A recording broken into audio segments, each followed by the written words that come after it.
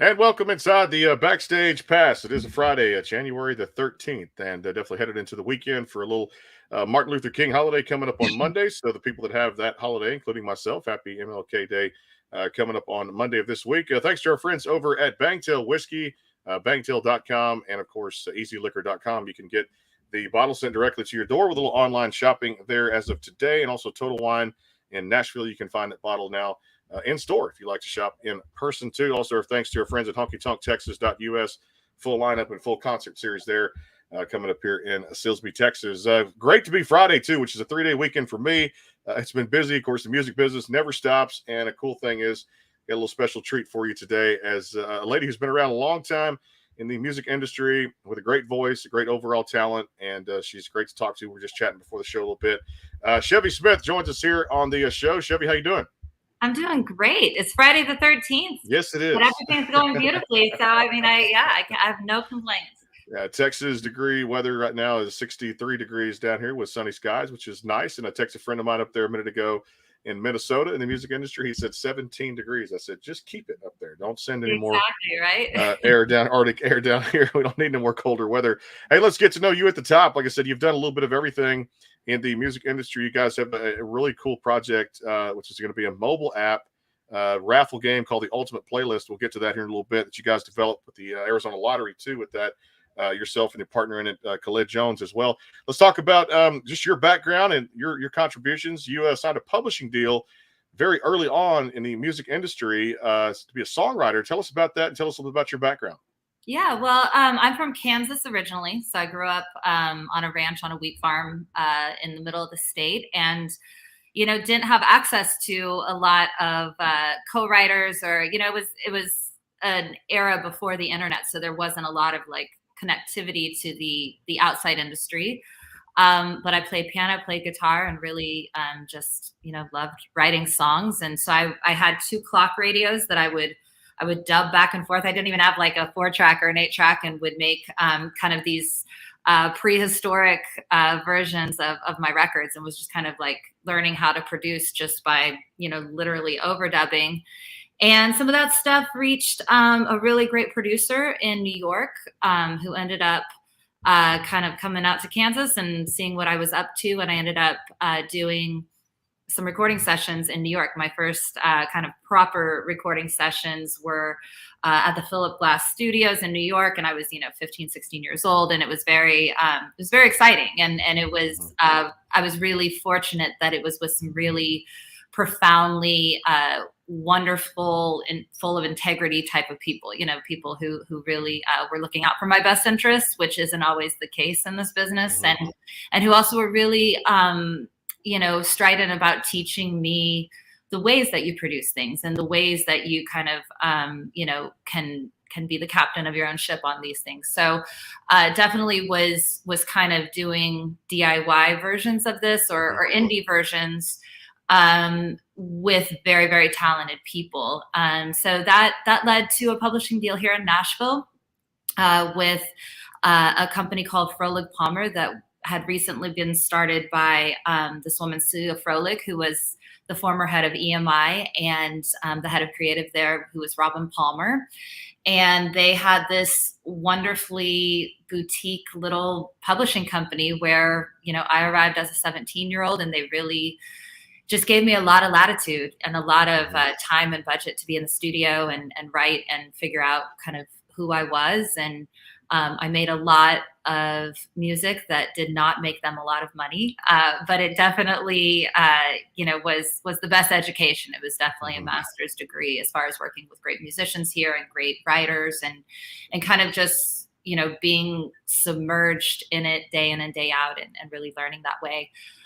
So yeah, I toured a ton. I was telling you, I used to play around 200 college shows a year, which you could do because you would play someplace at lunchtime and then you would play another place, preferably nearby. Sometimes it wasn't, but racked up 90,000 miles on my Blazer that year, and would just kind of go around with my Labrador and my guitar and my keyboard and play a bunch of shows. And so that was definitely kind of the the troubadour days of my life. And then ended up moving out to LA and just kind of wanted to have it's kind of funny that you moved to LA to have a more stable lifestyle, but I, wanted to get more into producing, and I was getting opportunities to work on more like TV and film type of things and those projects that would allow me to not be on the road, over 200 days a year. And so I kind of built a life out there and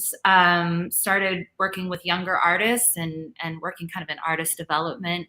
And that's really kind of what led myself and my business partner, Khalid Jones, who comes from kind of the esports and really forward thinking, business models of entertainment.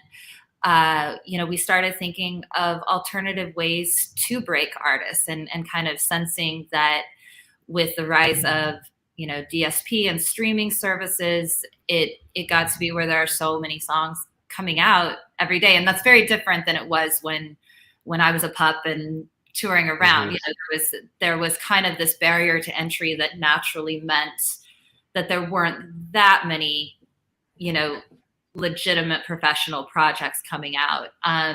Whereas now, there's upwards of 80,000 songs a day coming out. Great. So as we were working with these young artists, it just became really, it really pulled at my soul and my psyche, and to be able to look at them and say, well, I don't really know how we break through, you're pouring your heart and soul into this music, and we're working really hard to make it, be the way that we want it to be. But I'm not quite sure how you separate yourself from the pack, or how you, grow this into something where, when I was younger and touring, nobody knew who I was. I was not famous. I didn't have a household name or anything, but I was able to make a pretty decent, middle class living. And there was a way to have a working class life and be a musician. And we've seen that really, really fade for a lot of different reasons. But one of them is that it's just really hard to get audience capture at this point. So we, in about 2017, 2018, started trying to figure out ways to incentivize listening, and kind of came up with the early iterations of what became Ultimate Playlist. And then I'm sure we'll get into all of that, but us partnering with the Arizona Lottery, which were really, was really the wings on the project that made it possible. And that brings me to why you and I are visiting today.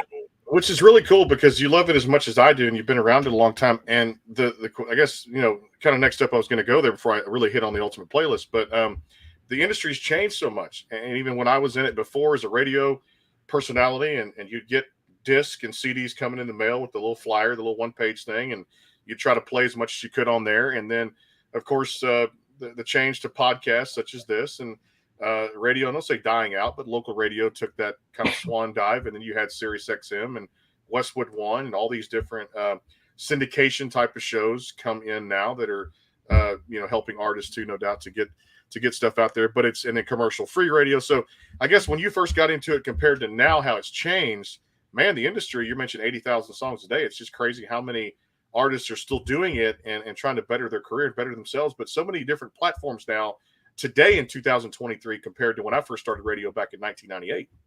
Yeah.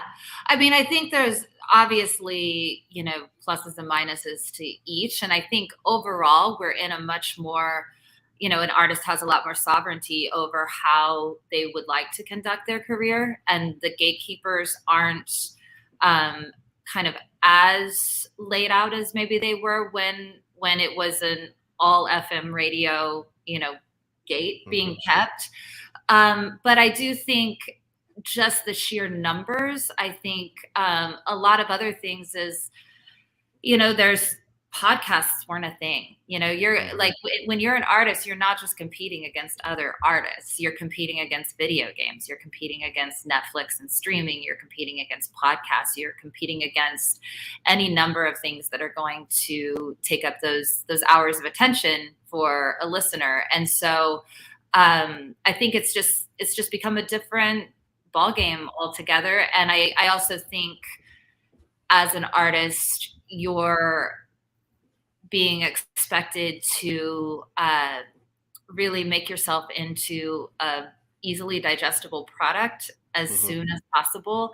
And I'm not sure that that is, it might be maybe the truth, but it's certainly not ideal. I don't think we would have wanted Springsteen doing a TikTok dance. I think that like some of the things that we ask, grown adult artists to do now lack a bit of dignity for who they are as an artist, and for some pop artists. And, it's a great format for who it's a great format for, but not every widget is going to fit in that machine. And so I think a lot of things have changed for the better. But I do think that we as an industry, and now as kind of the elder people of the industry, really need to look at what our expectations of artists are, and also how we're training our audience to value and relate to the artists that we put out there. Like I think we're in danger of training the audience to be a fan of songs and not a fan of artists. And that makes it very hard for an artist to sustain a career if you're, not one of those top 4 to 7, charting artists. So yeah, so there's a lot of concerns, as there is at any time. I'm not a sky is falling sort of person, but I do think that it's something that we need to be intentional and be building the tools and the picks and the axes, for the gold rush that's going on, and making sure that we're taking care of our young artists, the way that those that came before them were. Yeah, no doubt. Because like I said, those paved the way. And of course, the challenges that are there now for every artist to compete against each other, like you said. And it's just the industry's changed so much. And I guess there's pros and cons into that too as well. We'll take a quick time out, get a word in for our sponsors. Got a lot to talk to you about, including the Ultimate Playlist, which I believe made its debut. Was it today, January 13th? Is it? We actually launched in November, but we have some fun things going on right now. Okay, so, I look forward to talking about that, diving into it too as well. And also I'll talk to you about, you did a lot of cool things with TV film campaigns, ABC, NBC, ESPN, things like that. I'm going to get a little background on that too. More with Shevy Smith. It is the Backstage Pass, again, powered by the Sports Guys podcast.com. And of course, presented by our friends at honkytonktexas.us, and also Bangtail Whiskey. I could use a glass right now. It's the weekend coming up. It's the official whiskey of CRS 2023, and never too early to have a time to have you a little shot every now and then if you want it. Drink responsibly out there too, we always say here on the show. Quick timeout, more with Shevy Smith here on the Backstage Pass. Hang tight. The Bangtail pour is comprised of a sweet corn mash base. The front has a subtle sweetness and not too sharp. It has notes of a medium char or white oak for a smoky flavor in the middle, and the tail has a super smooth and warm finish. Go behind the scenes with some of the biggest artists in music today with the Backstage Pass, powered by the SportsGuysPodcast.com. Join Brandon Morrill and his co-host Kirsty Krause as they talk to rising stars and legends about their music careers. Listen to their latest tracks and learn fun facts about the men and women behind the music you love. And be sure to tune into the Backstage Pass Monday through Friday from 3:30 to 6:30, powered by the SportsGuysPodcast.com. And welcome into the Backstage Pass. And back here on the show again, Shevy Smith joining us here on the Backstage Pass. Don't forget Monday special edition there. Usually don't do matinee shows, but it's always cool to catch up when you get a big one like that. And doesn't get any better than Texas country legend Pat Green coming by. Remember a song called Wave on Wave back in the day here in Texas. So Pat Green going to join us there. We'll talk about his new album and then some. And our good friend Dylan Carmichael coming by February the 7th here on the Backstage Pass. Now I got to ask you about this here. When you look at TV, numerous national campaigns you've done for television, ABC, NBC, ESPN. Tell us about that and how you got involved in that kind of thing. I mean, writing, producing, things like that. I think it's just another feather in your cap, and it had to be fun, didn't it? Yeah, it's fun. I mean, I really love creating with parameters. It's kind of one of those things where I think the beginning of my career was a lot of people giving me all the latitude in the world to go create whatever you want to create, write whatever you want to write, like no barriers, no boundaries. And so when I got into, especially like the TV promo stuff, it was really fun because you have a set amount of limits, and it's like, okay, what cool, rad thing can you make within, these parameters? And so got to be a part of some really cool campaigns. And, there was one stretch where I did a a number of things with ABC SoapNet, and there's a creative director there named Leanne Irvin, who's just really innovative and has won all sorts of Emmys, and is very respected in that area of the industry. And she had this whole animation series, so it was kind of like getting to make our own little animated shorts, and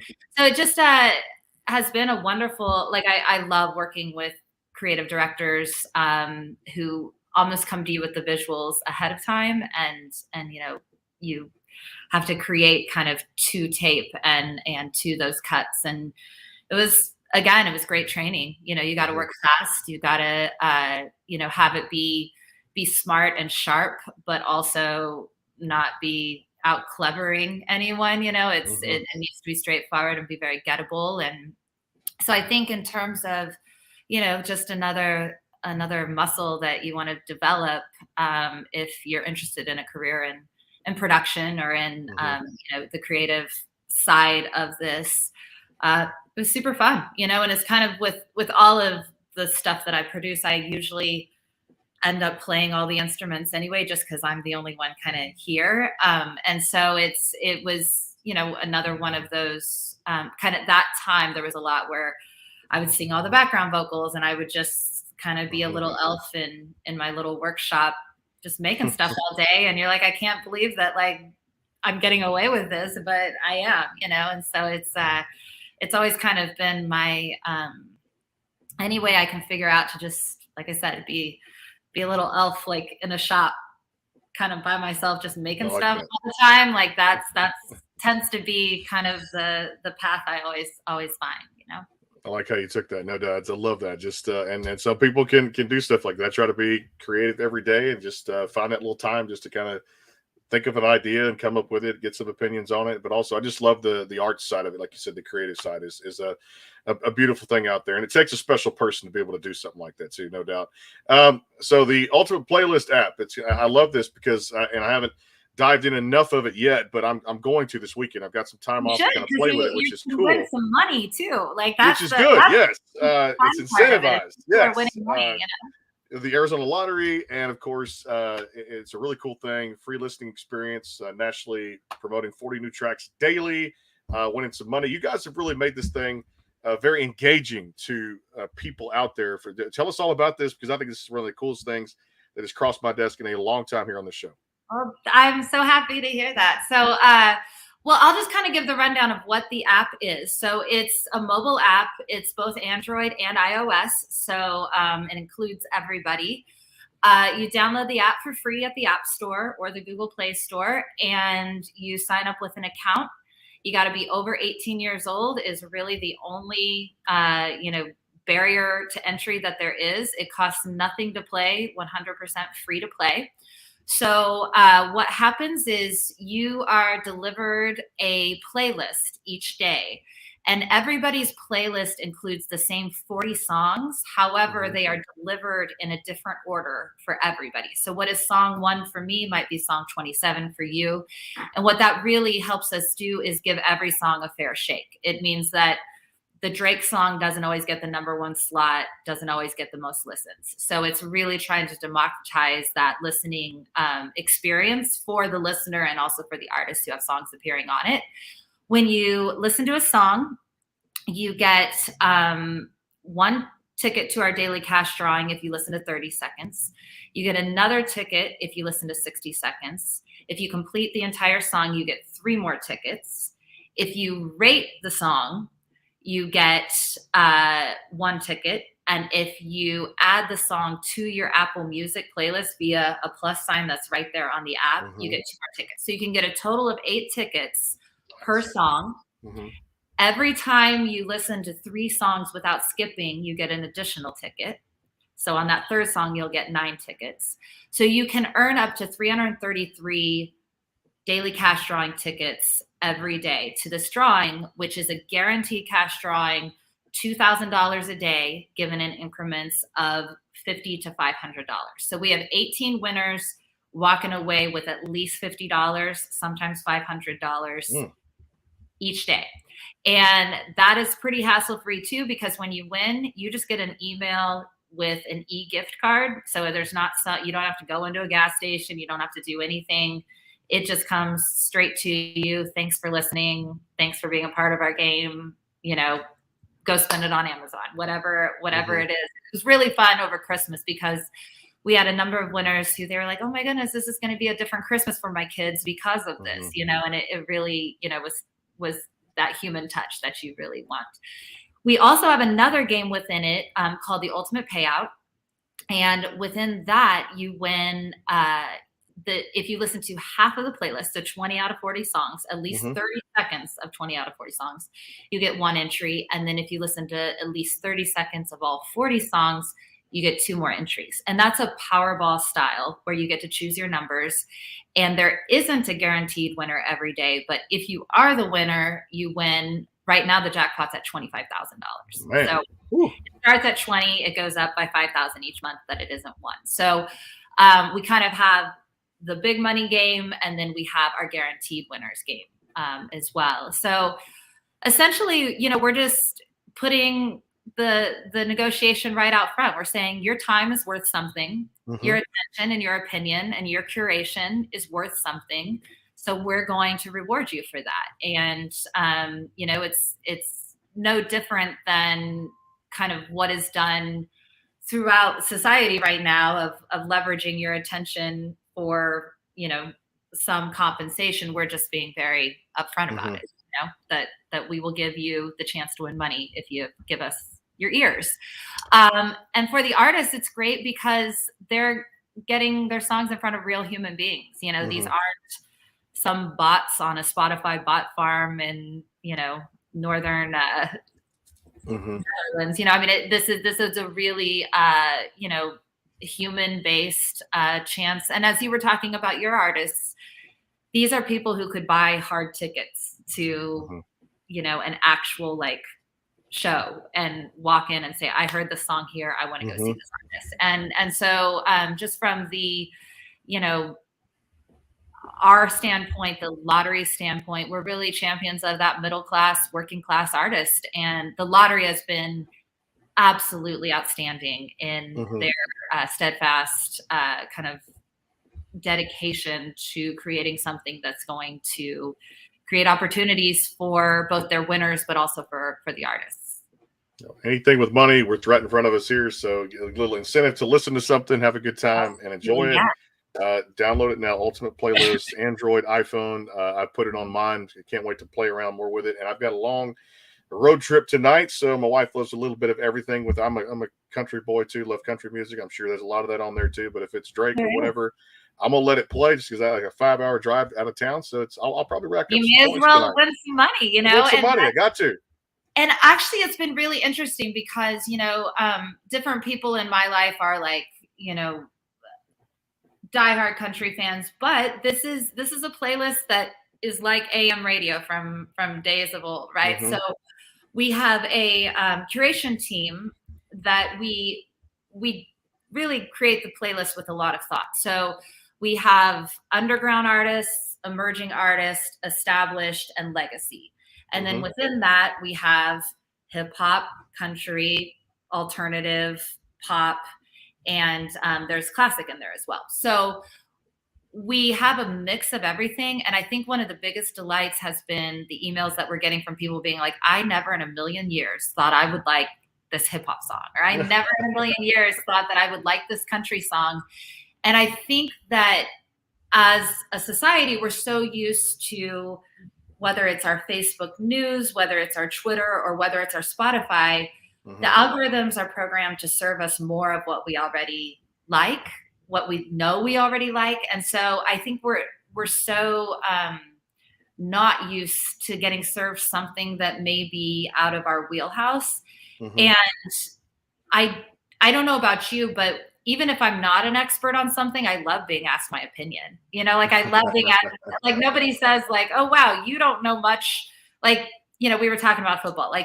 You take me down to Texas football game. I don't know the players. I don't know anything. And you're like, but what do you think about this offense? I'd be like, oh, well, let me tell you what I think about this. And so I think we all having our opinion valued and Mm-hmm. and getting a chance to weigh in on something. So it's quite interesting. The rating is the amount of rating that people do is so consistent, whether across all genres. So it would stand to reason that everybody is weighing in and giving their true opinions on all of these different songs, which is great for artists. And it's great for Mm-hmm. artists to have exposure to a fan, like your artists.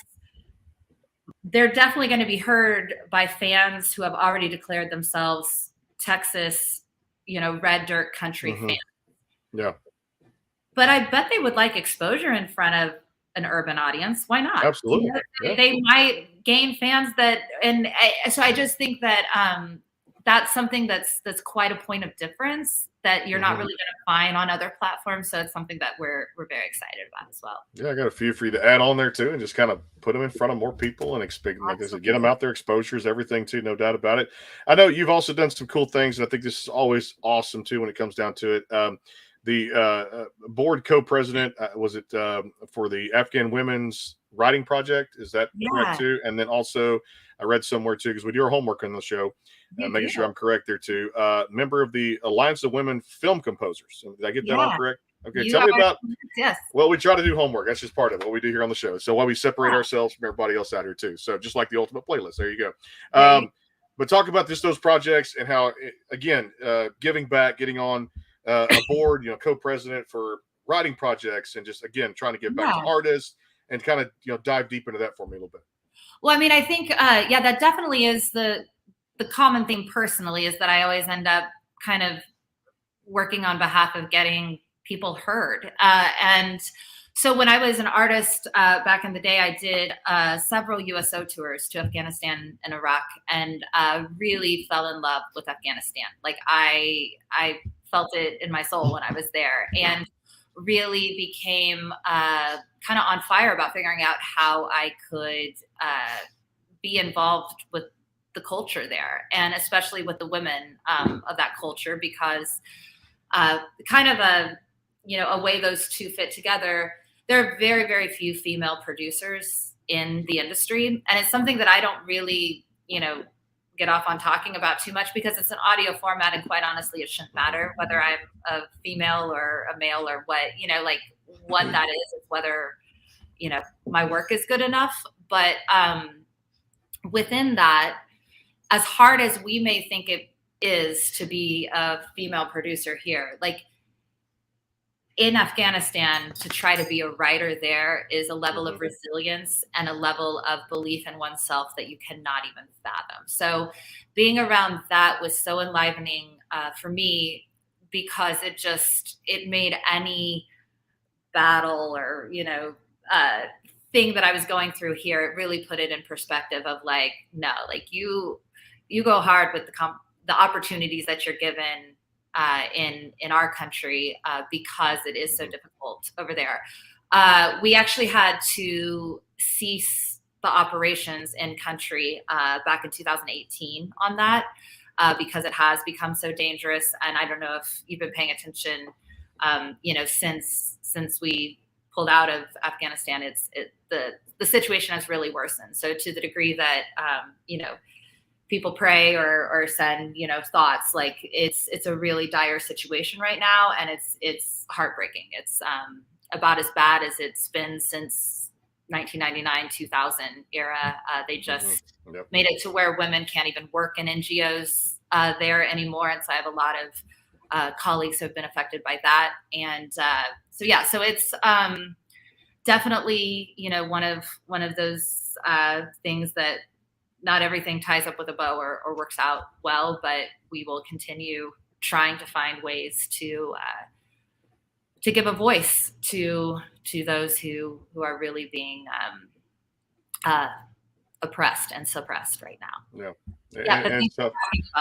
Yeah, I wanted to ask about that too, because I think anything that you guys are able to do stuff like that for a good cause, no doubt, and lead that, or kind of co-lead that too at the same time. And I got to ask you about, again, the Ultimate Playlist. You guys can download out there the app on the Android or the iPhone and play around with it and get involved, win some money, daily cash prizes, and of course the big drawing she was talking about there too. Have some fun out there too if you're an artist or if you're just a listener here on the Backstage Pass or for any show out there too at the same time.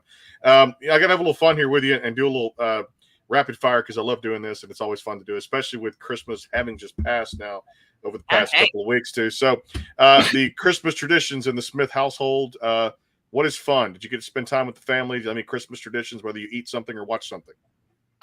We actually play something. So my dad puts on this thing called Extravaganza. It's a Longhorn Ranch in Kansas. And so there is a scavenger hunt that I have 17 nieces and nephews. And so we're divided into teams, and that the immediate property is, I don't know, like probably about 30 acres. And so we have, the teams are like, I'll have like one of the 4-year-olds and I'll have a 12-year-old, and like we're all like traipsing around, and it's actually they make a lot of cash prizes. So you're like going and like digging out in a field trying to like dig up cash. So it's kind of funny because this year everybody was like, well, it makes sense that you would make a game, like it's kind of funny. So yeah, so we have that, which is kind of the tradition of rather than a bunch of big extravagant gifts, we do this kind of like all encompassing family game. And then we also play a lot of 4-wheeler tag. So the other thing is we all get on 4-wheelers, and again, you have your teams and you go try and hide somewhere and then chase each other on 4-wheelers. Very dangerous, but it's really fun. I like that. That's a really cool thing. I think that's awesome to keep those traditions alive too. And of course, people say the decorations, the food, this kind of thing. For me this weekend, the tradition is the NFL playoffs, which I'm going to enjoy with family. Have a good time with that, especially with it being almost Super Bowl time. I can't even believe how that's even just around us, of course, to start. And you mentioned Arizona. That's my favorite place to travel. You guys are in partnership there with the Arizona Lottery and help develop that. Great mountains, love it out there. Where's your favorite vacation spot? Ooh, my favorite vacation spot is a little bit bougie, but it would be Greece. Okay. It's like Santorini, Greece. Like it's like you went to a different planet. Italy is also very, very high on the list. Just, any place where there's like copious amounts of food and wine and beach and, all the things. A little bit of everything there too. As far as food goes, what do you find yourself getting into? Do you like to cook? Do you like, I guess everybody of course loves takeout too at the same time, but when you're feeling a craving, what do you get into? I cook a lot. Let's see, the other day I did kind of like a French, like I had like a hearty quiche and made like potato, like roasted smashed potatoes. So definitely get into kind of like a mixture of like very rich, buttery, like French food mixed with like Southern soul food sort of stuff. If I'm going out, like sushi is pretty hard to beat. I think I could eat sushi for every meal if I could, afford such a thing. So I would say sushi if I'm going out. If I'm cooking, it's going to be like real soul food. Flavorful, like lots of very rich food, Which is a good thing, no doubt. It's got to have taste because then we had something a while back. If you cook it, and I have to have like the Tony Chachere's in it or something with just the flavor. It can't be bland. It's got to be something just really good because I got to have that spice. Now my daughter's kind of saying now she's going spicy, Daddy. It's spicy. Well, that's what it's intended to be. Just eat it or don't. I'm like, exactly. Cool. She's almost 3 years old and she's still getting spicy now. Like I'm in Nashville and like hot chicken, like. I can't get with that program. Like food can't be painful. Like I gotta, like I grew up with all brothers. And so I feel like so much of my childhood was just a stress test of like them seeing how much I could take, like just like how much pain can you take or like what can you stand? And that's when I go for hot chicken. I'm like, man, this feels like my brothers are just daring me. It doesn't feel like a scrumptious food item, so that I can't get with hot chicken, but other than that, I like spice. I got to try it because I missed it last year's CRS, and we'll be there in Nashville again this year. So I've got to try the hot chicken too, and just try to get something. They tried bringing Nashville hot chicken here to Texas, and I was like, no, it's just not. It's not the same for me. And I tell you a funny thing. Speaking of food, I was actually in a grocery store last night. I wasn't paying attention. I was on a call. You know how it is when you're on the phone. You're trying to get a few things to the grocery store. And I looked at a bag. I'll tell you what Doritos did now. They actually put on there. I didn't even pay any attention to what they did. They had a bag of Doritos, nacho cheese on there, and on the cover it said roulette. So I wasn't paying attention to it. I'm just thinking, okay, what is that? So I grabbed the bag, get home, give the kid one. She takes it, spicy daddy. I'm like, wait, Doritos? Okay, up at the top it says some chips may be flaming, some chips may be hot. So what they did is roulette, meaning you go to the casino, you put it on black or put it on red, play the game of roulette. Yeah. Something could be hot. So they mixed the chips in the bag now to where what Doritos did. Some are going to be regular Doritos, and then some are going to be the spicy nacho type Dorito roulette. You can gamify my music, but do not gamify my food. Like, I don't know what I'm getting. Like, yeah, no, I don't know if I'm down for like a game of chance when it comes to food. But I mean, I respect the marketing, ploy. It's a good scheme. That's a good scheme, and it fooled people like me. So there you go. Somebody just grabbing a bag and ain't paying attention to reading it off the shelf. They just had a bunch of spicy chips they needed to get rid of. They're like, we'll throw a few in each bag and call it roulette. With the record, call it roulette. Doritos roulette. They're out there right now too. At the same time, hell, they give them a sponsor. I actually liked them too. To be honest with you, I put them with like a pulled pork sandwich that I made too, and they actually came out pretty good. Right. With some apples cut up and some blueberries, which are really good too out there. So it just made a little quick dinner, and it made for a quick little meal too. Let me ask you this: do you remember the title of the first song you ever wrote? Yes, I do. It was called With 428. It was about a 428 Cobra Jet Mustang that my brothers commissioned, that I had to write a song that included the compression ratio of the 428 Cobra Jet Mustang. And then the next one was about, I had a pony named Tony. And so it was called the Boogie Woogie Fiddle Tony Country Blues. Oh, I like that. It was about my horse. So yeah, so really emotional topics to begin with. I love it too. And I just love, like I said, so much the track record that you've had and great accomplishments in life. And you, like I said, from signing that publishing deal you mentioned there to being a great songwriter to be well, those songs did not get me that publishing deal. I'll tell you that much. What's that? Those songs didn't get me the publishing deal. But, they probably prepared me for like the commercial and the promo TV writing pretty well, Well, it's always, and it's cool. Again, but creative minds sometimes are the best. Creative minds do think alike too. And I love your track record. You got that smorgasbord of everything out there, which I love too much. You've done it all. A good time. And I wish you guys the best of luck with this. Again, Ultimate Playlist is an app out there you guys can go win some money on and have some fun. Listen to some of your favorite songs, some artists you may know, some you may not know. Take advantage of this great thing that they're doing for the music industry, trying to get more artists in front of a broader audience than just the genre they kind of stick to, which I loved a lot about it. And then if you guys get a chance, go check out ChevySmith.com for just more cool stuff out there too. And definitely I'll be in Nashville for CRS 2023, March 13 to 15. We need to hook up and just chat and go that for coffee. Sounds great. Yeah. And definitely let me know your thoughts on Ultimate Playlist and what your fans and your listeners, that's the main takeaway from here. I'm just kind of the person behind the scenes on it, but I hope people download and the lottery has put a lot of heart and a lot of effort behind this, and they're putting a lot of money in the prizing, so it's really one of those things where we love seeing people win, and it's set up for people to win money and to discover music, and those are two things that are pretty hard to argue with, You can't argue with that. It's like sports, music, and money. You just can't argue with all that too. They say what you do, what you love doing for a living, you never work a day in your life if you love doing what you do. And that's the best thing to you may not get rich off of it, but at the same time, as long as you're happy and healthy, that's all that matters too. And have a little fun. It's the weekend. Some people are getting a 3-day weekend like me. So I'm going to play around with it. I got a 5-hour drive tonight. So Ultimate Playlist is an app on Android and iPhone. Go get it. Check it out.